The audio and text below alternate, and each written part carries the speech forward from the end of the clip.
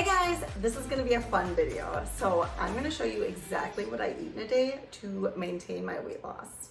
We're gonna start with my daily morning routine and moving into the afternoon. I wanna show you exactly how easy it is to live on a whole food plant-based diet.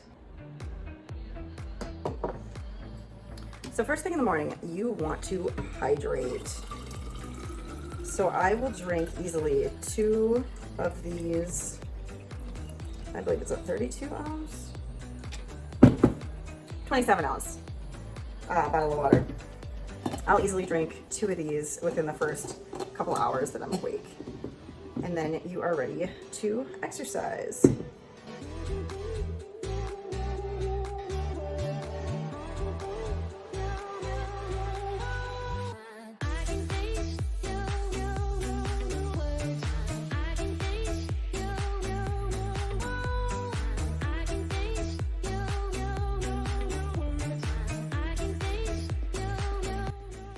So if you're at all familiar with me, you know I'm a huge advocate of exercise, and it's not 100% necessary on a whole food plant-based diet, but it does facilitate that weight loss. So it expedites the process and you get all these extra benefits in the process, so why not? So today it was super windy outside. I live in Wisconsin and it's like 28 degrees. So instead of going for my run, I had to work out inside. So I just did some calisthenics, and usually I'll do that for like a half hour or so and then do some stretching. So I always exercise before I eat in the morning because that's when your body is at that maximum fat burning level. So you want to refrain from eating anything. I don't even put lemon in my water before I am done exercising because you want to make sure all of your glucose is utilized at least as much as possible, and you're fasting, you know, the full extent possible. I usually start to get pretty hungry around like 9:30, anywhere from 9:30 to 10:30. So my typical way of eating may be considered a little unorthodox because I love to eat savory foods in the morning. Most people I know love some kind of sugary or sweet tasting food when they first wake up. But I was inspired by watching Chef AJ on YouTube one time, years back, and she explained that she would have vegetables for breakfast every morning, and I thought that was so intriguing. And the fact is that most cultures around the world will start their day off with something savory, and the majority of their plate will be covered with vegetables. So I made a point to try it out, and eventually it worked its way into just one of my daily habits, and now I literally eat a huge pile of vegetables every morning. The version of what I'm going to show you is very similar to what I do on a regular basis. I just switch it up. So today I have carrots and broccoli and cauliflower. Other times I'll have radishes or bell peppers, zucchini, cucumber. It just depends on the time of year and what I'm in the mood for and what I happen to have in my fridge. So let's get started.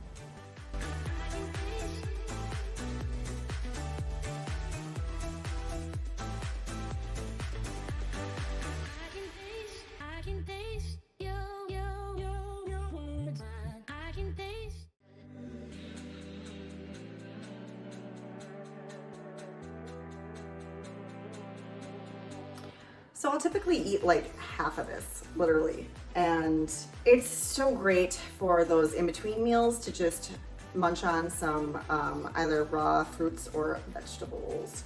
They are, by definition, the lowest calorically dense foods available. So you don't have to count calories. You don't have to be super meticulous about every little morsel that goes in your mouth. You just eat until you're full, and that's it. People are always asking me on this diet, are you hungry like all the time?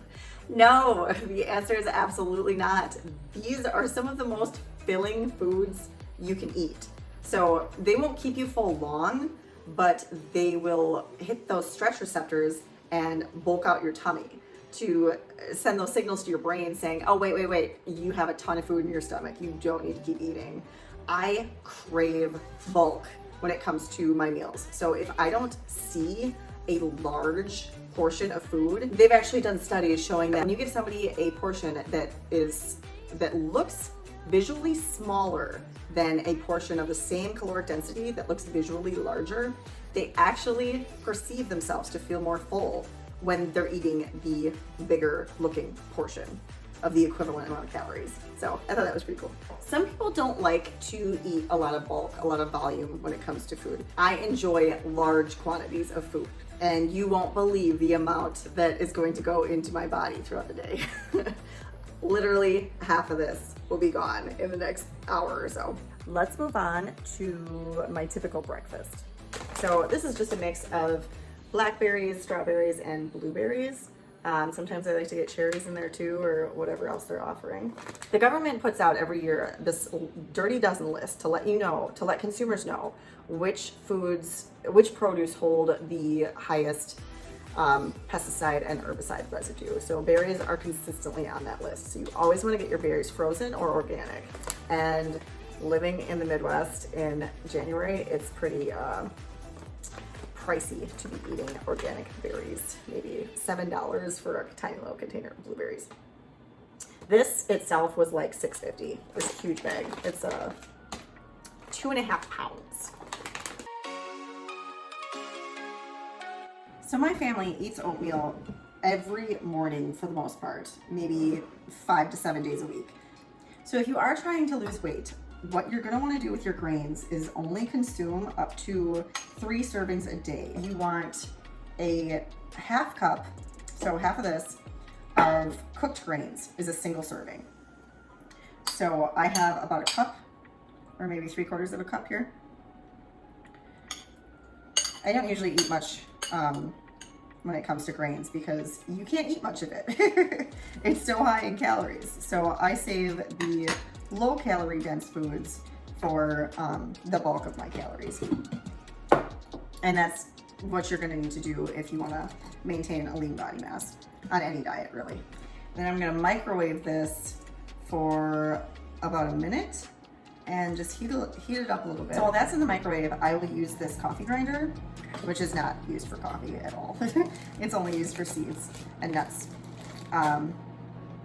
You always want to grind up your chia seeds. I'm putting a tablespoon into my coffee grinder. You're increasing the bioavailability of these omega-3s that you are obtaining from the chia seeds by grinding them exponentially. So it's certainly worth the extra effort to grind these up. If you get a tablespoon of flaxseed and a tablespoon of chia seed, like I do every day, or 2 tablespoons of the same, 2 tablespoons of flaxseed or 2 tablespoons of chia seed throughout the day, or an ounce of walnuts, which is 2 tablespoons or a handful, then you don't necessarily have to worry about your omega-3s, but they consistently find that vegans, no matter how many flax seeds or chia seeds they're consuming on a regular basis, they do not have the same levels of omega-3 conversion into those long chain fatty acids, and ultimately which convert into DHA and EPA. So because we don't eat fish, like where the majority of the population gets their omega-3s, we vegans consistently have a lower the jury's still out on the supplementation of omega-3s for vegans and others who don't consume fish. So I just want to mention quickly that as a vegan, you also are going to need a B12 supplement. I believe it's 2.4 micrograms that you need on a daily basis. So I take a 1,000 microgram time-released tablet every other day or every 3 days to, like I said, make sure my baby gets her essential vitamins as well. There's no way around this if you're a vegan. This is the #1 essential vitamin for all vegans. And since I do live in the Midwest in the middle of January, I also take a vitamin D. At the moment, also because I'm nursing, my doctor recommends 5,000 IUs or 125 micrograms per day. So my oatmeal's cooked and my seeds are ground. Cinnamon, cloves, a little bit of ginger, allspice, and nutmeg are going in my oatmeal this morning. And you don't need a lot. These are so packed with antioxidants that you just need a tiny little bit.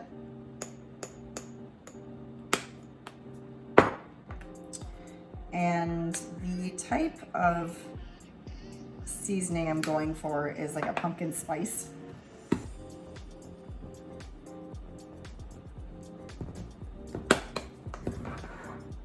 So I'm just gonna add some water to this because the chia seeds are gonna need a lot of moisture to soak up. So after adding like what, maybe a quarter cup of water, I'm just gonna mix this together, and the consistency, you'll see it changes really fast to like this almost doughy substance. And when you eat it, it actually tastes kind of like cookie dough.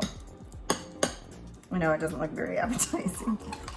So after that's all mixed up, I'll add my berries.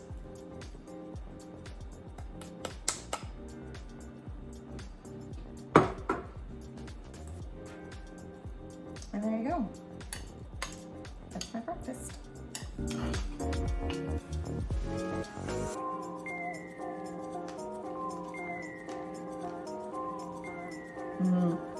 This is literally dessert to me.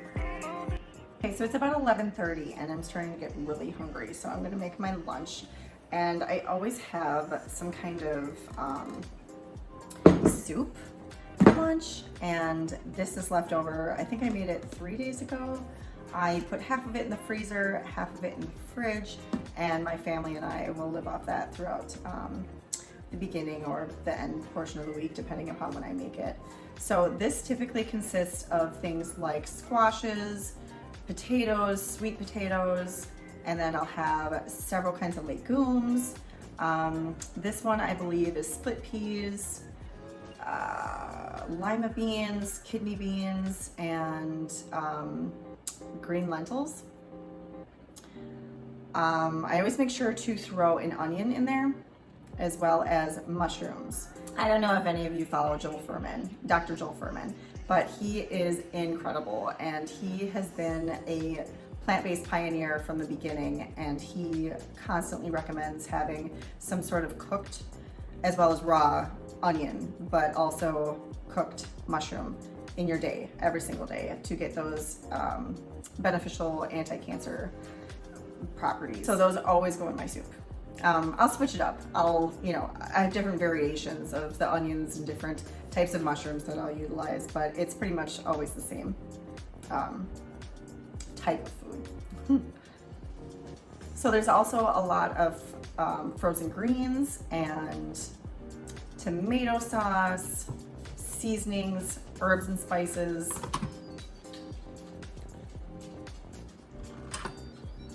And chopped up frozen veggies in my soups. This one I believe is a curry. So because it has all these beans, this is going to keep me full until my next meal. And probably well into the day. So I eat a huge bowl of this. And if you actually want the recipe for my butternut squash curry vegetable bean soup, I will link that here. I'm not gonna eat too much because I know I'm going to have a late lunch as my last meal for the day, since I intermittent fast on a regular basis for my autoimmune issues. So I'm going to pop this into the microwave, usually for about 2.5 minutes. I like it really hot.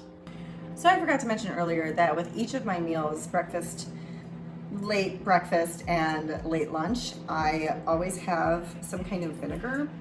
It's about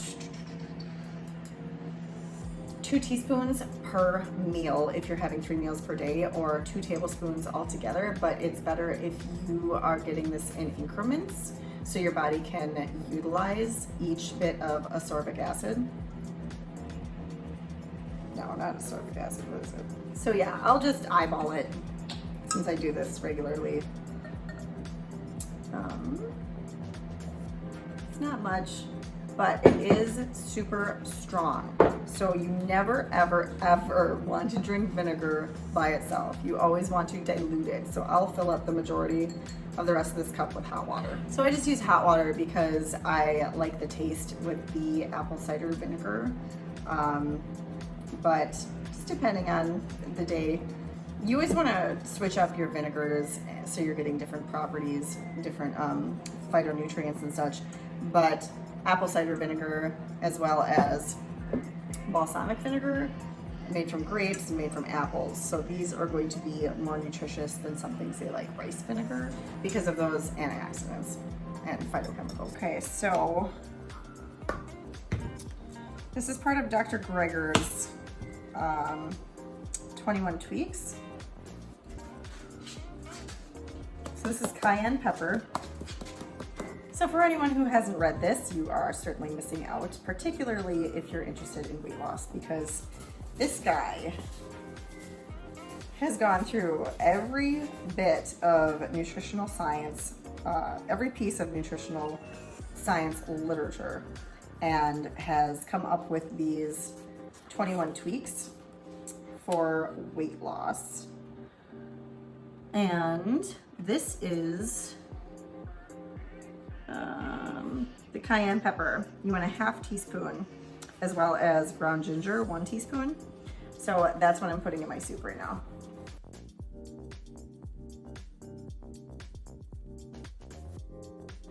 And you want to eat your ginger in the morning specifically, because for whatever reason, I forget, but you can certainly find out if you read the book. I know it's a little intimidating, but it's well worth the effort. It's well worth the read. And you think I would get sick of these things, but honestly, there's so much variety in the plant kingdom that I come up with a different combination of foods every single time I make my oatmeal, every single time I make my soup, every time I make my salad. So it's an ongoing adventure.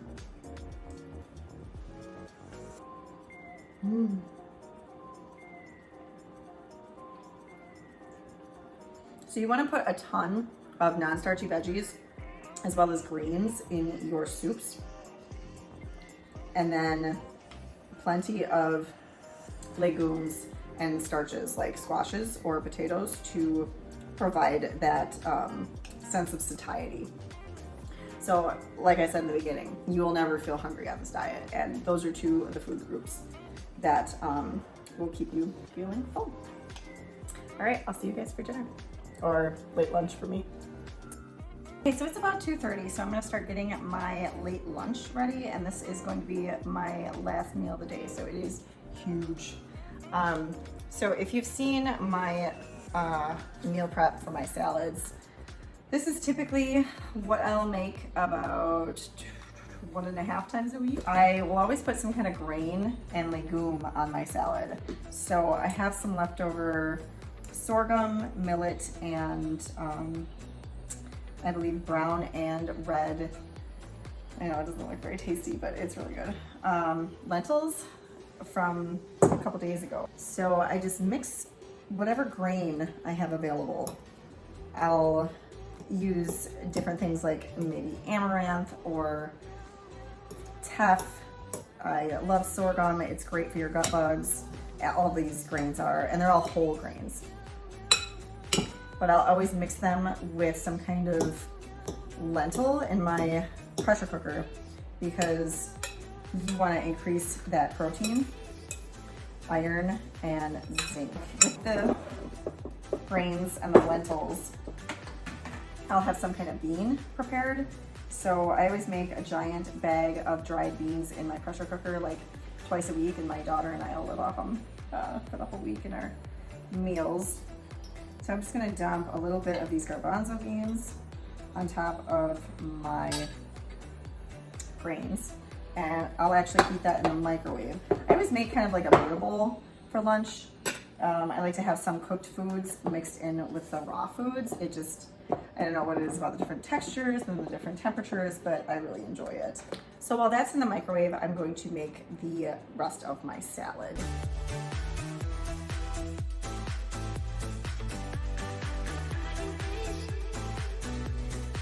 So what I have in this particular salad, I switch it up every week. So depending upon what's on sale and what's in season and what I'm in the mood for, I will typically have some sort of red cabbage. I just love the texture and the crunch and the flavor. And then I like to do a spring mix because of all the different types of greens they throw in there.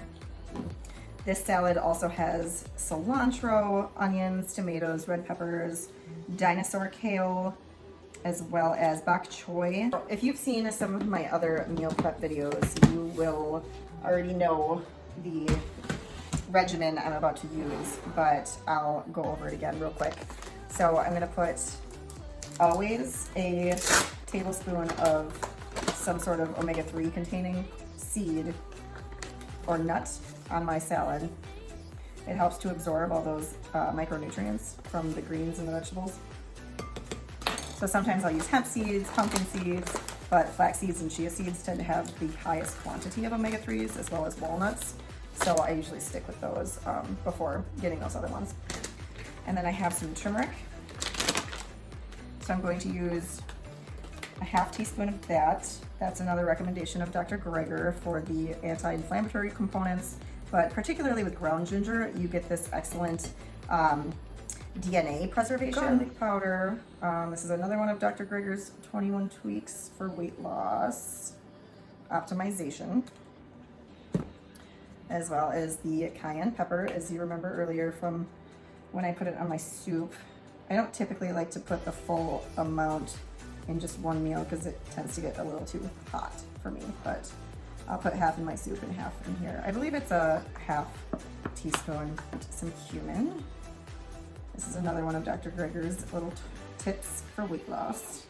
So I always make sure to have my cumin, and it's delicious. I put cumin on everything. There was definitely some in my soup earlier. Most of these are were also in the soup I ate earlier.